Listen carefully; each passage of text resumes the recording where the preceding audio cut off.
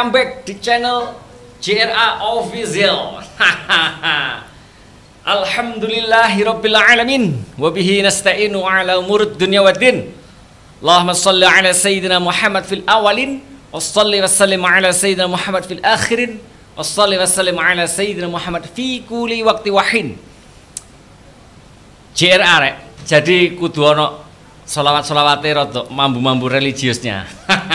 Jadi begini, sahabat Suwoker di seluruh Indonesia, juga pemirsa JRA Official.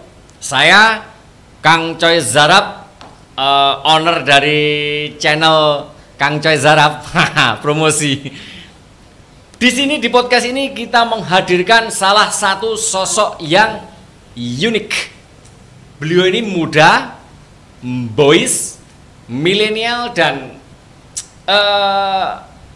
kalau saya bilang beliau ini metroseksual. Jadi keren lah, ganteng tapi sih gantengan aku. Menariknya di mana? Nah ini, beliau adalah pengasuh pondok pesantren di Pasuruan. Nanti pondok pesantrennya apa saya sebutkan belakangan aja. Yang jelas beliau ini berdakwah di kelompok-kelompok atau segmen atau istilahnya klaster masyarakat urban dan juga masyarakat Islam. Apa itu Islam? Islam itu adalah kelompok-kelompok masyarakat yang terpinggirkan. Misalnya kalangan WTS, terus kalangan preman. Nah, ada hal yang menarik dari beliau ini yang harus kita eksplor di sini. Sebenarnya seperti apa kiprahnya dan apa yang melatari seperti itu?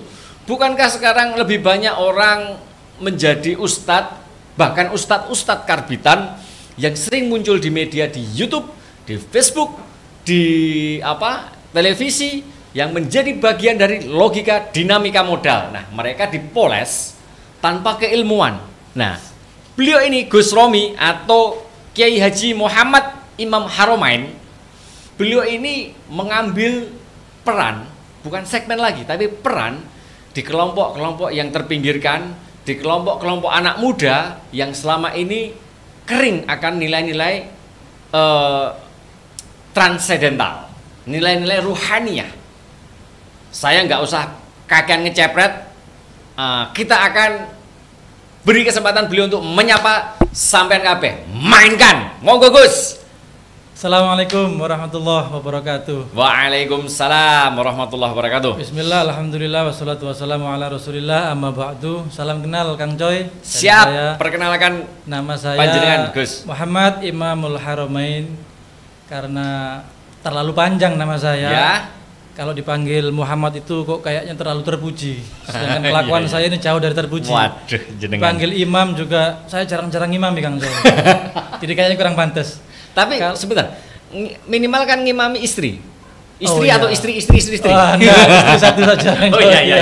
Lanjut Gus. Jadi saya biasanya dipanggil Romi. Oke. Kalau di rumah itu dipanggil Romi. Saya dari Bangil. Pesantren dari apa, Gus? Asrama Pelajar Pesantren Darut Tauhid, Cangaan Bangil. Oke, siap. Beliau sudah memperkenalkan diri. Saya akan bacakan kurikulum vitae beliau ya, biar pemirsa bisa tahu secara mendetail atau minimal gambaran secara generik beliau itu seperti apa. Oke, beliau adalah pengasuh pondok pesantren Darut Tauhid. Lahir di Pasuruan 23 Juli 1985. Masih muda, sangat muda. Terus nama istri Ibu Nyai Naili Inayah. Insya Allah istri pertama ya Gus G. Dan nggak ada lagi. Aku disawat Bunyai aku. Putra beliau adalah Neng Zianal Haromain. Kedua adalah Gus Asadal Haromain. Nah, media sosial beliau kalau pengen mengikuti seperti apa kiprahnya, di Facebook adalah Muhammad Imam Haromain Ship. Ship itu nggak tahu artinya boys Gus. Nama abah saya. Oh, nama astagfirullah. Ngapunten. Ya, siap. Iki. Waduh. Ambiar jum. WA nggak saya sebutkan, nanti khawatir yang voice itu nanti WA ke beliau. WA ke saya saja. Terus di YouTube GR Ship, GR-nya besar, Ship pakai Y ya. Terus Instagram silakan mengikuti Imam Haromain. Nah, Imam Haromain benar. Underscore Imam underscore Imam Haromain underscore. Imam Haromain underscore. Ya. Oke, nanti ditulis di layar ini. Tek. Nah, oke. Pendidikan formal SD Darut Tauhid, SMP Darut Tauhid, SMA Darut Tauhid, perguruan tinggi STIEG Wali Songo Gempol. Nah, alon-alon rek. Pendidikan non formal Pondok Pesantren Sidogiri Pasuruan. Organisasi PC GP Ansor Bangil Pasuruan sebagai penapa, Gus? Waktu itu jadi wakil ketua 4. Wakil ketua. PC Pagar Nusa Bangil, ini jaduk iki mesti iki. PC Rijalul Ansor Bangil, UPC atau United Pasuruan Community. Ini ya, MU. Waduh. Jos. Terus pendiri Garuda Muda Pasuruan. Nah, terus jabatan yang diemban sekarang. Nah, alon-alon pengasuh di Pondok Pesantren Darut Tauhid Pecangaan Bangil Pasuruan. Ketua Yayasan Pendidikan Darut Tauhid Bangil Pasuruan. Aduh, lambeku blangkemen. Wis engko didelok wae ya. Sret ngono ya. Oke, yang jelas beliau ini adalah sosok yang fenomenal. Saya akan nanya dan mengeksplorasi beliau seperti apa. Gus, gini Gus. Siap, Kang Coy. Satu hal yang paling menarik adalah jenengan punya banyak anak buah BTS atau wanita yang nakal. Ya. Kok jenengan ngambil di kelompok itu kenapa sih Gus? Padahal dengan eksistensi dan kapasitas jenengan, kalau mau golek duit gede misalnya loh, mau dipoles di tingkat nasional misalnya di televisi, gampang. Tapi jenengan malah ngopeni orang-orang sing nggak duwe-duwe, orang-orang yang jadikan sampah masyarakat atau kotoran rakyat. Iya, betul. Apa itu Gus? Tolong sampaikan kepada saya dan kami penonton JR Official. Siap, Kang Coy. Mungkin saya menjawabnya agak sedikit panjang dikit boleh? Boleh, panjang kali lebar boleh. Jadi terus mainkan. Beberapa tahun yang lalu kebetulan ketika abah saya masih hidup, ketika beliau sehat, beliau itu punya beberapa komunitas, memang dari kalangan Selam, kotoran rakyat lah, orang ya. Jadi abah saya itu pernah bentuk komunitas pengamen jalanan, pernah membentuk komunitas bencong dan sewu, kemudian perempuan-perempuan nakal juga. Sampai suatu ketika saya pernah bertemu dengan salah satu mungkin dalam tanda kutip santri beliau. Di suatu tempat beliau menyampaikan bahwa untung Mas ono abai sampean. Ketika dalam hati awal-awal saya berontak kan Kang Coy. Mana ada kiai kok ngurusi yang seperti ini. Ketika saya muda seperti itu. Keluyuran di tempat kayak gitu maksiat gitu. Aneh-aneh, kemudian yang ngaji kok golongan orang yang bertato banyak dan macam lain sebagainya. Orang itu beliau itu menyampaikan bahwa untung ono abai sampean. Kenapa? Ketika orang-orang lain menganggap kami sampah, ketika orang-orang lain menganggap kami penyakit, abah sampean datang menganggap kami sebagai manusia. Jadi itu yang benar-benar menyentuh dalam hati saya. Kemudian saya nangis ke abah saya dan saya minta maaf. Dan saya kok kebetulan diberikan nggak disangka-sangka juga, moro-moro saya nyampe di tempat-tempat seperti itu. Kira-kira seperti itu ya. Terus ini Gus, ada nggak tantangan? Misalnya nih, jenengan ditantang mendem atau ditantang kelahi, ada nggak peristiwa seperti itu? Kalau tantangan saya diusir. Berapa kali? Bolak-balik diusir itu? Diusir itu awal masuk, karena saya masuknya momentumnya mungkin kurang pas. Jadi di tempat itu habis terkena rahasia ormas tertentu, kemudian banyak tempat-tempat itu pecah rusak dan sebagainya. Besoknya beberapa hari berikutnya saya datang dan saya dipikir dari ormas yang sama. Kebetulan saya berbaju Muslim pada waktu itu, kemudian mereka orang-orang itu banyak yang menyangka saya sama. Akhirnya saya kembali ke tempat itu dengan baju yang mungkin orang melihatnya itu baju anak yang kurang baik lah. Cenderung kurang baik. Alhamdulillah mereka akhirnya mulai sedikit demi sedikit menerima, baik dari perempuan nakalnya, kemudian sampai alhamdulillah ada satu banser yang sampai sekarang mengawal saya di daerah itu sehingga saya aman. Itu dulu korak apa istilahnya korak itu kotoran rakyat itu. Premanya daerah situ. dulu ketika itu beliau gondrong, bertato juga. Alhamdulillah sekarang sudah gondol. Beliau kemana-mana berjaket Banser dan sekarang juga jadi pengurus Banser. Wah, alhamdulillah rabbil alamin. Ini salah satu wasilah nih Gus. Insya Allah mudah-mudahan. Ada yang ngomong ke saya ini, Gus, bahwa jenengan salah satu cara menundukkan apa istilahnya itu dedengkotnya situ konon memberi apa gitu, memberi nomor atau apa gitu. Itu bisa diceritakan Gus? Jadi sebenarnya saya nggak sengaja ada satu dedengkot lah istilahnya. Mungkin dia sedang butuh uang mungkin loh ya. Kemudian telepon saya, tiba-tiba dia tuh tanya nomor ukuran apa sepatu apa celana gitu loh. Pokoknya saya nggak tahu kalau dibuat itu gitu. Oh, dibuat togel. Dibuat togel. Kemudian saya sebutkan, saya juga nyebutnya ngarang juga. Alhamdulillah alhamdulillah apa ya namanya ya? Ketepaan ketika saya ke situ saya dikasih makanan banyak Kang Coy. Makanan banyak, rokok itu berpres waktu itu. Setelah saya sumut satu, dia menyampaikan alhamdulillah Gus itu barokahnya nomor kemarin gitu. Maksudnya nomor apa? Nomor togel. Saya baru tahu togel itu seperti itu kan itu. Aduh, ini jadi, ada kata yang lucu. Matur nuwun Gus, ini barokahnya togel. Jadi baru kali ini saya nyedot rokok hasil seperti itu baru kali itu juga. Wah, ini gini, berarti nanti saya WA nomor togel. Boleh silakan. Ini menarik Gus, saya itu menarik. Jadi berdakwah itu memang beragam cara ya. Tidak melulu dengan kekerasan. Karena kita di NU itu adalah merangkul bukan memukul. Gitu. Betul. Jadi menunjukkan hal yang ramah bukan dengan hal yang marah-marah kan gitu. Sekali. Saya sepakat. Ini sosok seperti Gus Romi ini saya harap semakin banyak muncul di Indonesia. Jika di Jawa Tengah atau di Jogja ada Gus Miftah yang sudah berkibar, insya Allah Gus Romi ini akan mengikuti kiprah yang sama. Amin. Sebab siapa lagi yang mengangkat orang-orang seperti itu? Orang-orang yang terpinggirkan. Kadang kelompok-kelompok banjis, kadang kita menganggap mereka itu sebagai sampah. Menyentuh bahkan berdekatan saja kita tidak mau. Gitu Gus. Saya aja takut sebenarnya. Nah, lalu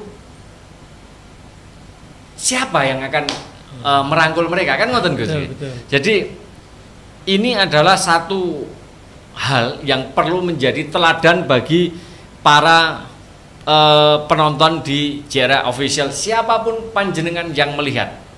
Ini adalah inspiring stories yang harus kita gebiarkan sebagai seorang Nahdliyin, sebagai seorang yang punya amanah untuk berdakwah. Bukan begitu Gus. Nah, ini lagi Gus. Untuk di kelompok-kelompok muda, terutama di kalangan-kalangan urban atau suburban, itu kan kadang jengah dengan metode dakwah yang kadang kita ngajari mereka, ini nyun sewu nggih, ini bukan kita menjelekkan, bukan sama sekali, tapi saya mengambil captive mereka atau perspektif mereka bahwa orang kota itu cenderung anti dengan dakwah yang ini karomahnya ini, ini karena kualat ke ini. Mereka nggak masuk. Mereka masuknya dengan gaya-gaya seperti jenengan ini. Gaya santai, ngobrol, rokokan, ngopi bareng. Nah, sebenarnya adakah metode yang panjenengan lakukan untuk kelompok-kelompok suburban di komunitas jenengan? Urban dan suburban. Iya. Jadi mungkin kalau dikatakan metode saya kurang tahu, tapi saya itu punya prinsip atau punya kunci ketika saya turun atau terjun ke daerah yang termarginalkan, itu saya selalu menggunakan dua kata saja. Apa itu? Yaitu baik dan tidak baik. Ketika atau enak dan tidak enak. Ketika ada orang bertanya, Gus, bagaimana hukumnya orang berzina? Nggak enak, saya bilang begitu. Bagaimana hukumnya orang minum minuman keras? Nggak enak, pahit. Bagaimana hukumnya kita kalau mabuk dalam keadaan sholat dalam keadaan mabuk mungkin? Enak. Sing penting anu sholatnya timbang nggak sholat blas. Selalu ada, saya nggak pernah sampai sekarang mungkin menghakimi, tidak pernah menghakimi. Ada halal haram surga neraka itu saya menjauhi kalimat itu. Karena saya sendiri juga belum tentu lebih baik daripada mereka, Kang. Gus, ini Gus, ada panjenengan misalnya komunitas di kelompok-kelompok anak SMA mahasiswa kayak gitu yang apa ikut jamaah jenengan atau menyasar di kelompok itu? Saya itu segmentasinya sebenarnya orang-orang yang tidak dianggap oleh orang, mungkin seperti itu. Kata kunci. Iya. Oke. Jadi ada yang dari mahasiswa, ada yang dari pelajar. Banyak dari mereka itu yang bahkan masih belum menemukan Tuhan dalam tanda kutip. Oh iya. Beliau itu mengikuti pengajaran agama-agama lain, baru kemudian datang kepada saya, ikut ngaji di tempat saya, dan alhamdulillah orang-orang seperti itu lebih bisa terbuka hatinya. Gitu. Karena ada satu orang yang menyampaikan kepada saya, alhamdulillah Gus, saya tanya kesampaian itu enak. Loh kenapa? Beberapa waktu yang lalu saya tanya ke guru saya, ke ustadz saya malah diharam-haram, saya malah dineraka-nerakakan. Iya, dihakimi. Iya. Kemudian tanya ke jenengan kok malah saya dienak dan nggak enakan saja, hanya seperti itu katanya. Oke, masuk. Sahabat, jadi ini merupakan tantangan syiar kalangan Ahlus Sunnah wal Jamaah, khususnya Jami'iyah An-Nahdliyah.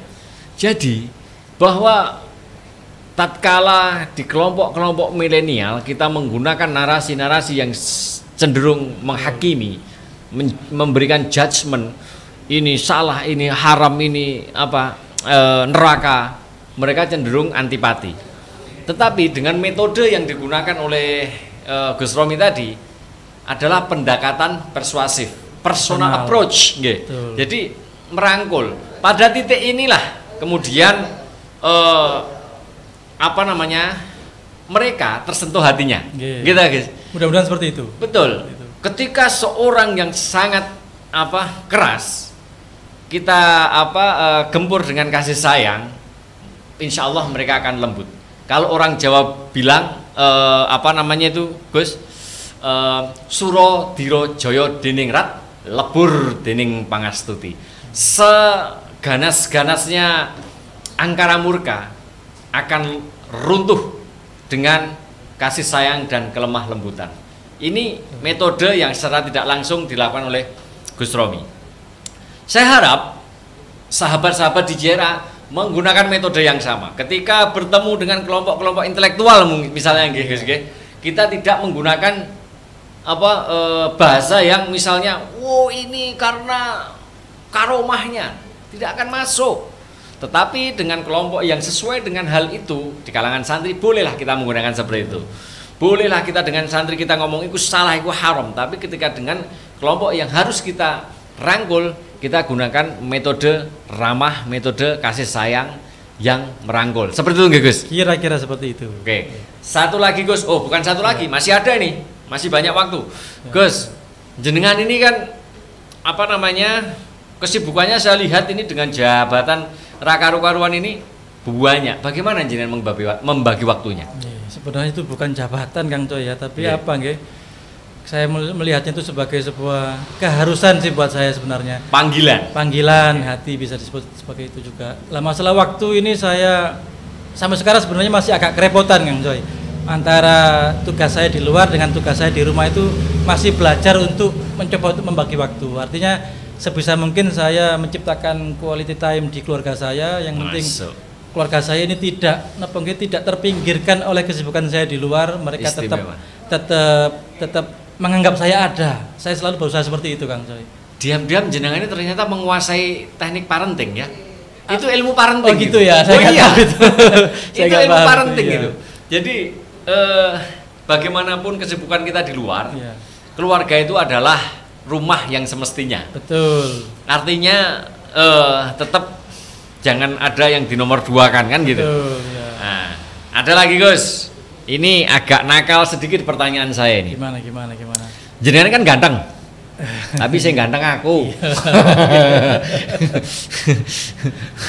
Nah, ketika jenengan itu berdakwah di kalangan wanita nakal, pernah nggak jenengan disenengi atau ditawari, wis Mas sampai aku wae ayo wis kayak Gus Miftah itu kan pernah ditawari kayak gitu misalnya. Kalau jenengan ini pernah nggak? Kalau saya sejujurnya Kang Coy, bukan hanya yang nakal, yang nggak nakal pun banyak yang menawari Neng, ini bahaya nih. Tapi kalau untuk istri saya Kang Coy, beliau awalnya memang belum menerima ketika dakwah saya di tempat-tempat seperti itu. Pernah suatu kali saya ajak Kang Coy, memang saya ngajak istri saya untuk datang dan istri Merasakan saya tahu langsung memang benar-benar ada mbak-mbak yang seksi itu ya, dan alhamdulillah dia bisa menerima dan gitu. Percaya katanya. Mudah percaya. Alhamdulillah. Jenengan keturunannya wong alim, wong soleh, insya Allah amin. menjadi wasilah kebaikan juga. Amin. Saya juga sebenarnya, saya kebetulan atlet biliar Jawa Timur. Di 2014 saya itu perak Jawa Timur untuk kelas pratama. Padahal belum melawan saya itu ya. Oh belum, gitu ya? Bisa gitu. dimainkan ini. Di tempat saya, di pool saya itu seksi. Itu ya. Tapi ya saya belum pernah namanya taruhan, kecuali misalnya gini Gus, ono sing mekitik gitu nantang ya tak ladeni. Saya kalah tak bayar, menang duitnya tak dum-dum di depan orangnya. Dan bilalah kebetulan saya belum pernah kalah ketika taruhan seperti itu. Ya gitu, seksi. Cuma bedanya sama saya sama jenengan, saya nggak bisa berdakwah. Saya ikut mak ring ye. Sebenarnya manusiawi saya tuh. Kalau masalah twing sebenarnya sama aja kan. Oh, sama. Semua laki-laki ya pasti twing. Oh gitu ya. Kalau kita tergantung niat awal sih sebenarnya. Kalau niat awal kita itu apa, ya itu tujuan kita sebenarnya seperti saya itu. takutnya itu tersesat di jalan yang enak. Aduh, ya Allah ya Rabbi. Apa menyesatkan diri jangan-jangan. Kayaknya gitu. Waduh, ajur jum. Nah, sahabat, ada satu konklusi yang bisa kita ambil dari kiprah beliau ini, yang mana keikhlasan adalah salah satu kunci. Karena jelas apa yang dicari kalau duit di segmen atau klaster masyarakat seperti itu jelas nggak ada. Justru jenengan lebih sering keluar duit kalau nggak salah malan. Sepertinya seperti itu.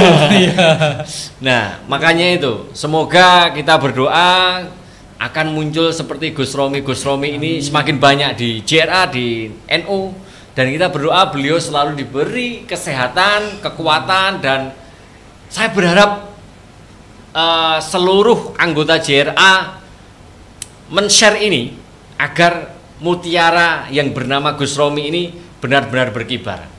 Eman rek, serius eman. Sampai cuman bermodal pulsa dikit, jenengan ikut jariah untuk syiar. Bayang no, nek gak gelem kebacut kon, temenan kon. Nah ini serius, saya bicara serius. Beliau tetap harus dikibarkan karena unik. Selain unik, kiprahnya ini loh luar biasa. Satu quote dari beliau yang menjadi acuan adalah, jangan sok jadi Tuhan dengan selalu merasa paling benar dan selalu menghakimi. Cukup jadi manusia saja dengan belajar saling menghargai dan memahami. Quote beliau menjadi penutup podcast dan dialog kali ini dengan sosok fenomenal Gus Romi yang boys. Boleh menambah sedikit kan? Boleh, mainkan Gus. Jadi kalau prinsip saya itu sebenarnya sama dengan orang-orang lain adalah mengerjakan amar ma'ruf nahi mungkar. Hampir sama, dan bahkan semua nahdiyin atau ormas manapun seperti itu. Tapi saya memahami amar ma'ruf nahi mungkar ini adalah bukan bagaimana saya bisa menghapuskan kecintaan terhadap maksiat di hati manusia. Itu bukan hak saya. Perkara manusia itu senang maksiat itu bukan hak saya. Tapi saya berusaha untuk menanamkan kecintaan di hati manusia untuk mengerjakan kebaikan. Kira-kira seperti itu. Catat ini jadi quote tersendiri nih. Beliau tetap amar ma'ruf, kalau di NU itu amar ma'ruf bil ma'ruf wa nahi mungkar bil ma'ruf, kan seperti itu, kira-kira seperti itu. Istimewa sekali. Saya rasa ini malam yang mabruk, Gus. Amin. Karena di sini saya berhadapan dengan sosok yang istimewa. Bener, saya merasa secara personal klik dengan jenengan karena begitu mengalir dan bisa mengeksplor jenengan dari sisi-sisi atau ruang yang sebenarnya sulit terbaca. Walaupun masih ada persaingan di antara kita, Kang Coy. Siapa yang paling ganteng masih belum jelas ini. Tapi era balapan Masna Wasurasa Urubai kalah saya kayaknya. Terima kasih Gus. Terima kasih sama-sama, Kang Coy. Penutup dari jenengan. Saya simpel saja untuk JRA Official, penikmat JRA Official dimanapun berada. jangan kita memaksakan diri untuk menjadi orang lain, tapi optimalkan diri kita sebagaimana kita menjadi diri kita sendiri untuk hal apapun, termasuk dalam hal menebarkan kebaikan, dan jangan lelah menebarkan pesan-pesan perdamaian. Istimewa. Wah, nih itu dari saya. Jangan lupa subscribe JRA Official dan Kang Coy Zarab, channel saya, Mas Bro. GR Ship juga jangan lupa. Jangan lupa GR Ship. Nah, jadi Gus, panjenengan ini kan juga aktif di Jamiah Ruqyah Aswaja sebagai pembina JRA Pasuruan. Ya. Nah, yang ingin saya tanyakan, seberapa kuat kiprah dan penerimaan orang-orang di Pasuruan terhadap ruqyah? Karena kan selama ini kelompok Nyun Sewu, Minhum yang cenderung menggunakan labeling atau glittering and labeling dengan ruqyah syar'i, padahal kita Ahlus Sunnah wal Jamaah. Terus Gus, bisa dijelaskan Gus? Alhamdulillah di JRA LPI di Pasuruan awalnya Kang Joy kita mengalami beberapa atau sedikit permasalahan atau kesulitan karena momentum JRA itu kebetulan di Pasuruan itu hampir berdekatan dengan golongan-golongan sebelah yang juga menggunakan ruqyah. Jadi kita awal itu ada bukan penolakan tapi ketidakpercayaan dari kiai-kiai di daerah Pasuruan. Alhamdulillah, tapi berkat kegigihan kita di pengurus-pengurus juga di JRA, kita turun dari satu pondok ke pondok yang lain, dari satu kiai ke kiai yang lain, safari. Alhamdulillah sampai sekarang JRA masih eksis dan insya Allah terus berkembang. Alhamdulillahirrahmanirrahim. Programnya untuk JRA ke depan di Pasuruan, kalau boleh tahu? Untuk JRA LPID sendiri kita lagi sekarang ini lagi ketol-ketolnya mempromokan Bek Togur, kemudian mencoba untuk menggali sebanyak mungkin peminat atau pecinta kegiatan-kegiatan yang bersifat dengan ruqyah, yang mungkin tidak mau terikat sebenarnya. Di segmentasi jenengan di kelompok milenial, kelompok urban dan kelompok-kelompok Islam tadi, apakah jenengan juga masuk ke situ? Pasti Kang Coy. Jadi setiap ada kegiatan atau komunitas baru masuk, saya pasti berusaha memasukkan JRA ke dalamnya untuk masalah pengobatan. Karena bagaimanapun juga mereka tidak hanya butuh diobati dari luarnya saja dengan psikis dan fisiknya juga, iya, tapi juga dalamnya juga perlu diobati. Nah, ini juga Gus, jenengan kan juga aktif di NU. Apa yang jenengan lakukan kiprahnya di NU? Saya di NU kebetulan untuk periode ini saya masuk di jajaran koordinator bidang pengkaderan. Wah, penting itu, vital itu. Jadi saya bertugas untuk mencari kader-kader baru, kemudian menjalin komunikasi antara kader dengan pengurus NU, dan alhamdulillah itu yang membuat jarang pulang ke rumah saat ini. Iya. Saya boleh titip Gus? Apa itu? Jenengan kan bagian mengkader, tolong titip kader yang bening-bening ya. Oh boleh, siap. Alhamdulillah sekarang yang masih ada itu kader budak-budak semua kan. Budak-budak yang bening ini. Iya. Tapi insya Allah bening hatinya, bening niatnya, bening tujuannya. Ya betul. Ini jadi fisik bukan ukuran, tapi adalah kualitas personal, kualitas hati dan ubudiyahnya nggih. Betul. Jadi seperti itu. Oke. Nah, Gus, satu lagi, apakah ada enggak misalnya pertentangan antara kiprah jenengan di NU kemudian kiprah di JRA juga dakwah jenengan yang menyasar di kelompok-kelompok tadi, dari tiga hal tadi, adakah kesulitan misalnya benturan kepentingan atau apa gitu? Kalau benturan kepentingan pasti Kang Coy. Kurang satu lagi sebenarnya, saya juga berkiprah di area merah atau zona politik sebenarnya. Iya toh. Ya ini belum diungkap ini. Tapi saya sengaja dititipkan oleh guru saya itu, saya dari sebelumnya saya masuk di partai berwarna hijau, kemudian berpindah lagi berwarna putih, sekarang saya berwarna merah.